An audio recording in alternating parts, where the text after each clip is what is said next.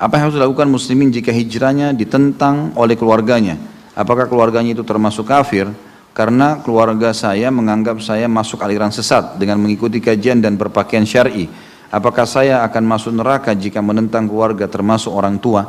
Karena kata-kata menentang ini teman-teman sekalian harus digarisbawahi dulu. Kenapa harus bertentangan? Kalau kita mengikuti kajian-kajian, apalagi kajian sunnah teman-teman, mestinya akhlak antum menjadi lebih baik kan?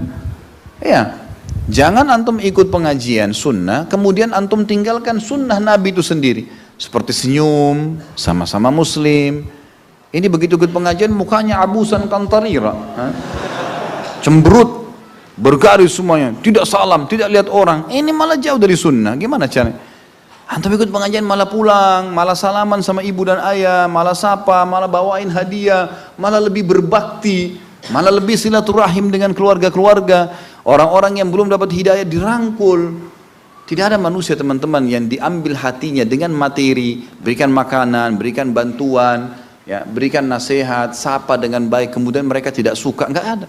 Yang membuat banyak orang menganggap kita ini eksklusif, karena kita memang jauh tidak memberikan sunnah Nabi SAW itu. Coba praktikin teman-teman sekalian. Teman-teman di sini yang sudah ikut kajian-kajian sunnah, begitu ada tetangga yang sedang meninggal dunia, antum yang harus pertama tampil di situ. Ya. Tampil, datang, tawarkan diri, bisa saya bantu, apa yang saya bisa bantu, bawain makanan takziah 3 hari kita disuruh bawa makanan, doakan, sabarkan, senyum dengan mereka. Kita lakukan sunnah Nabi, mereka lakukan ritual yang bidah, kita tinggalkan, kita nggak usah ikut, tapi kita jalankan sunnah Nabi SAW. Dan banyak ikhwan yang jalankan saran saya ini, Masya Allah, akhirnya tetangganya pada faham semua, akhirnya jadi mulai banyak bertanya, mulai jadi gini dan seterusnya, gitu kan. Antum jangan malah menjauh. Kalau saya pribadi melihat, selalu melihat dengan kacamata saya pribadi, kalau ada orang yang belum faham sunnah atau masih melanggar, maka saya menjadikan ini adalah peluang saya. Allah sedang memberikan saya peluang untuk menasehatin dia. Kesempatan. Antum lihat semua orang yang belum faham teman-teman, belum sholat, belum tutup aurat, ini adalah target kita mendapatkan pahala. Seperti Allah sedang melewatkan, ini loh peluang kamu, nasehatin, luruskan. Insya Allah dari sekian orang mungkin ada yang mendapatkan hidayah. Kita lakukan. Nabi SAW mengajarkan kita retorika dakwah yang mulia. Pernah ada seorang Arab Badui, waktu Nabi SAW lagi duduk di masjid, datang tiba-tiba Arab Badui ini mengatakan, "Hai Muhammad, berikan saya apa yang sedang Allah titipkan kepadamu untukku." Ini minta sedekah ya, tapi caranya luar biasa, kurang ajar. Para sahabat berdiri, ini sudah tinggal tunggu instruksi, gebukin nggak nih? Maka sahabat sudah tunggu, berdiri pada berdiri. Nabi SAW sudah tahu ini bahaya, akan digebukin nih orang. Maka kata Nabi SAW, apa yang kau inginkan? Dia bilang, ya kasih saya apa yang sudah Allah titipkan padamu. Nabi SAW kasih, ini silahkan. Ada yang Nabi pegang gitu kan. Nabi tanya dia diam. Sudah cukup kah? Belum cukup. Lihat bayangin kurang ajarnya, retorikanya nggak baik. Kemudian juga waktu ditanya, dia masih bilang belum cukup. Nabi kasih lagi. Cukup kah? Belum cukup. Sampai 3 kali. Kata Nabi SAW, baiklah, ikut ke rumah saya. Ini sahabat sudah pada geram semua ini. Ikut orang ini ke rumah. Lalu Nabi SAW mengatakan, ambillah ini. Dikasih banyak hal, tidak disebutkan dalam hadis apa saja, tapi dikasih. Sampai Nabi mengatakan, cukup kah? Baru orang itu mengatakan, jazakallahu khairan. Cukup. Baru dia merasa puas. Rupanya orang ini punya retorika memang begitu. Bawaannya dia begitu. Kesannya kasar gitu kan. Baiklah, setelah itu Nabi SAW mengatakan, ketahuilah di jiwa saudara, di jiwa sahabat-sahabatku ada beban pada saat tadi kamu mengucapkan kalimat-kalimat itu. Artinya kamu tidak santun memintanya. Mestinya kau mengucapkan kalimat yang santun sehingga akhirnya mereka bisa menerimanya. Lalu kata Nabi SAW, bisa nggak kau ucapkan kalimatmu tadi itu, jazakallahu khairan, sudah cukup, di depan mereka supaya mereka tidak marah dengan kamu. Oh bisa ya Rasulullah. Baiklah. Diajar oleh Nabi SAW, pergilah ke masjid. Lalu kata Nabi SAW, wahai sahabat-sahabatku, mungkin seseorang atau setiap orang dari kalian punya beban dengan saudara kita ini, karena perkataan dia tadi, tapi kami telah memberikannya, dan dia telah berterima kasih. Ucapkanlah, maka orang itu mengatakan, jazakallahu khairan, kamu telah berbuat kebaikan. Kata Nabi langsung, sudah dengar? Dia sudah baik ya? Selesai. Gitu. Kata Nabi SAW, baik, orang itu pergi. Lalu Nabi SAW nasihatin para sahabat.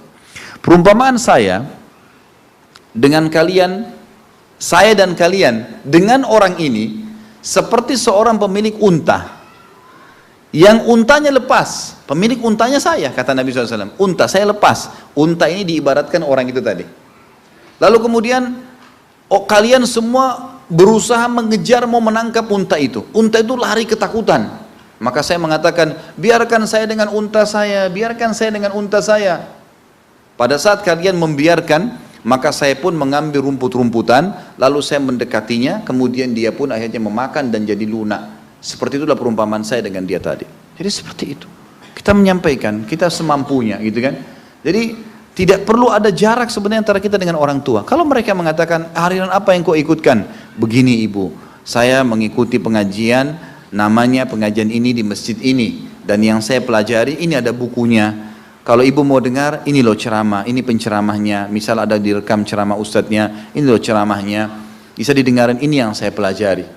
Ini mungkin aliran tidak benar, sesat. Enggak. Kalau ibu mau silakan ibu datang. Ibu dengarkan. Kalau menurut ibu tidak baik, ibu oke, saya tidak akan datang. Biarin dengar. Saya pernah sarankan seorang akhwat atau seorang ikhwah pernah mengatakan orang tuanya larang. Lalu saya bilang coba ajak dengar sekali saja. Insya Allah kalau dia duduk dengarkan ceramah dengan benar, memang dia mau tahu isinya apa, sekali aja insya Allah dia akan ikuti. Karena yang sedang kita sampaikan wahyu, nggak ada sesuatu yang baru. Kalau Allah, kalau Rasul, selesai. Itu kan tidak ada yang diragukan. Maka insya Allah itu sudah cukup teman-teman sekalian. Jadi jangan sampai kita frontal ya. Malah begitu kita pulang ke rumah, kemudian kita lihat ada gambar terpajang yang sudah 20 tahun.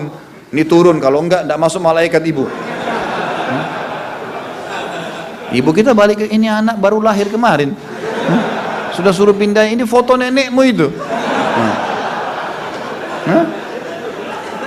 Salah. Sudah 20 tahun dipajang. Kita mau ubah dalam 5 menit, nggak bisa. Itu kan? Cari cara yang positif. Saya sudah pernah ajarkan teman-teman dan saya ulangi lagi. Cara efektif kalau orang yang lebih tua adalah bertanya dan bercerita. Jadi misal, Ibnu Taimiyah rahimahullah dalam satu kisahnya pada saat dikirim oleh ibunya untuk belajar di Mekah, ke Mekah, dia tahu ibunya di pedalaman ini masih minta-minta ke kuburan, masih ada hal-hal yang dilakukan yang salah gitu. Dia sudah belajar, dia sudah tahu gimana caranya. Ibunya yang urus dia juga yang dibiayai oleh ibunya gitu. Maka dia tulis surat. Dalam surat itu dia tulis setelah dia memuji Allah, salawat untuk Nabi SAW, baru dia mengatakan, ibu jazakillahu khairan sudah mengutus saya ke Mekah, saya jadi belajar agama dan alhamdulillah di sini. Diceritakan Mekah dulu, musim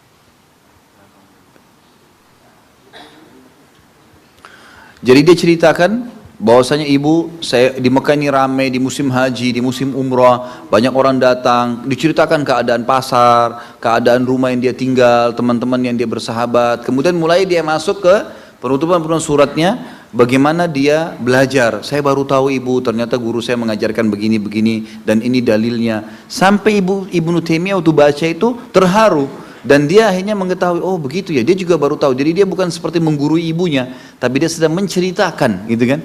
Ternyata begini, ternyata begitu, saya juga baru tahu ya. Jadi sama-sama kayak orang lagi share, lagi berbagi. Padahal dia niat untuk mendakwainya. Itu biasa digunakan retorika untuk orang yang lebih tua. Jadi kita membahasakan itu teman-teman. Jangan frontal, jangan terlalu kaku. Apalagi kalau sesuatu itu sudah lama, kita bertahap. Kadang-kadang ingkar mungkar itu menjadi dilarang kalau mudaratnya lebih besar.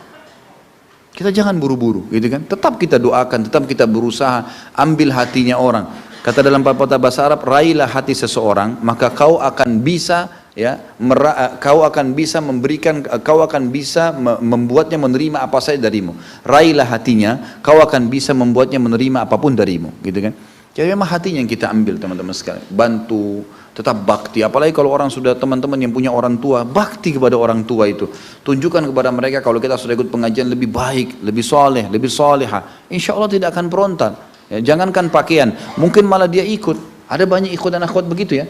Sampai orang tuanya, mertuanya, Masya Allah semuanya ikut di pengajian. Karena dia bisa berhasil menyampaikan cerita, dia ceritain dan tidak menyalahkan mereka ya. Saya baru tahu loh ternyata itu begini-begini. Kemarin saya dengar ceramah begini, itu bagus penyampaiannya dan akhirnya dia bisa menarik orang-orang untuk mendengarkan ceramah. Dia juga berdakwah. insya Allah tidak akan terjadi itu. Ya, insya Allah apa yang dikhawatirkan tidak akan terjadi. Allah alam, ini saran saya.